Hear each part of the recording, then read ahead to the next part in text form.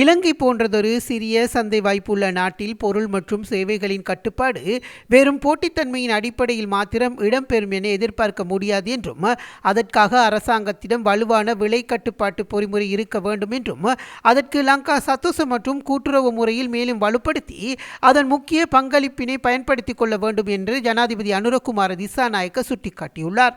ஜனாதிபதி அலுவலகத்தில் நடைபெற்ற வர்த்தக வாணிப உணவு பாதுகாப்பு மற்றும் கூட்டுறவு அபிவிருத்தி அமைச்சின் மூலம் 2026 ஆண்டின் செயற்படுத்தப்படும் திட்டங்களின் முன்னேற்ற மீளாய்வு மற்றும் 2027 ஆண்டிற்கான வரவு செலவு திட்டத்திற்கு முந்தைய கலந்துரையாடலின் போதே ஜனாதிபதி இதனை குறிப்பிட்டுள்ளார். அமைச்சின் கீழுள்ள திணைக்களங்கள் சுய நிதியளிப்பு மூலம் செயற்படும் நிறுவனங்கள் மற்றும் திரைசேரி நிதி ஒதுக்கீட்டின் கீழ் செயற்படும் நிறுவனங்கள் ஆகிய 16 நிறுவனங்களூடாக இந்த நாட்டின் உணவு பாதுகாப்பை உறுதி செய்தல் மற்றும் நுகர்வோர் உரிமைகளை பாதுகாப்பதற்காக முன்னெடுக்கப்பட்ட வேலை திட்டங்களின் முன்னேற்றம் இதன் போது விரிவாக மீளாய்வு செய்யப்பட்டது. விவசாயிகளின் நெல் மற்றும் தானியங்களை உலர்த்துவதற்காக சலுகை அடிப்படையில் இயந்திர உலர்த்திகளை வழங்கும் வேலை திட்டம் நடைமுறைப்படுத்தப்பட உள்ளதுடன் தற்போது 45 இயந்திரங்களை இறக்குமதி செய்வதற்கு அனைத்து ஏற்பாடுகளும் செய்யப்பட்டுள்ளதாகவும் விண்ணப்பித்த 65 நிறுவனங்களிலிருந்து தெரிவு செய்யப்பட்ட 45 நிறுவனங்களுக்கு அந்த இயந்திரங்களை வழங்கப்படும் என்றும் இங்கு குறிப்பிடப்பட்டது.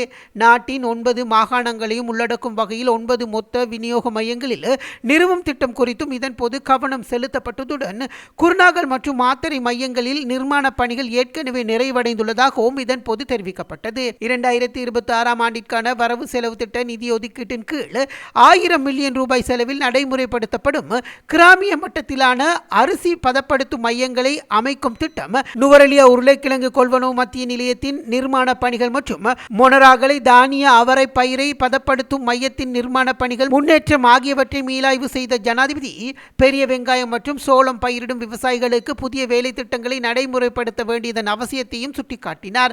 அமைச்சின் கீழுள்ள திணைக்களங்கள் மற்றும் நிறுவனங்களின் செயற்பாடுகள் இங்கு தனித்தனியாக மீளாய்வு செய்யப்பட்டது. நிறுவன மட்டத்தில் எழுந்துள்ள பிரச்சினைகள் மற்றும் அவற்றுக்கு தீர்வு காண எடுக்கப்பட வேண்டிய நடவடிக்கைகள் குறித்தும் கலந்துரையாடப்பட்டது. இளைஞர் சமூகங்களை இலக்காக கொண்டு கூட்டுறவு அபிவிருத்தி திணைக்களத்தால் நடைமுறைப்படுத்தப்பட்ட உற்பத்தி கூட்டுறவு சங்க திட்டத்தின் கீழ் புதிய உற்பத்தி கூட்டுறவு சங்கங்கள் 34 ஏற்கனவே பதிவு செய்யப்பட்டுள்ளதாகவும் இத்துறைக்கு இளைஞர் சமூகத்தை ஈர்ப்பதன் இதன் நோக்கம் என்றும் இங்கு குறிப்பிடப்பட்டுள்ளது. உணவு ஆணையாளர் திணைக்களத்தின் கீழ் நடைமுறைப்படுத்தப்படும் திட்டங்கள் குறித்தும் கலந்துரையாடப்பட்டதுடன் புதிய களஞ்சிய தொகுதிகள் மற்றும் சூரிய மின்சக்தி கட்டமைப்புகளை நிறுவும் பணிகளின் முன்னேற்றம் குறித்தும் இங்கு மீளாய்வு செய்யப்பட்டது. மேலும் கூட்டுறவு மொத்த விற்பனை கூட்டுத்தாபனம் லங்கா சத்தோச மற்றும் கூட்டுறவு முறையை மேலும் பலப்படுத்துவதன் மூலம் சந்தை போட்டியை ஏற்படுத்தி நுகர்வோருக்கு சிறந்த தரமான சேவைகளை உறுதி செய்வது தொடர்பாகவும் இங்கு கலந்துரையாடப்பட்டது. சுமார் 2100 கூட்டுறவு மெகா கோப் சிட்டி மற்றும் கோப் சிட்டி ஆகியவை நாட்டின் உள்ளதாகவும் இதன் மூலம் குறிப்பிடத்தக்க சந்தை பங்கை மேம்படுத்திக் கொள்வதன் தொடர்பாகவும் விரிவாக கலந்துரையாடப்பட்டது. மேலதிக செய்திகளுக்காக எமது யூடியூப் தளத்தை சப்ஸ்கிரைப் செய்யுங்கள்.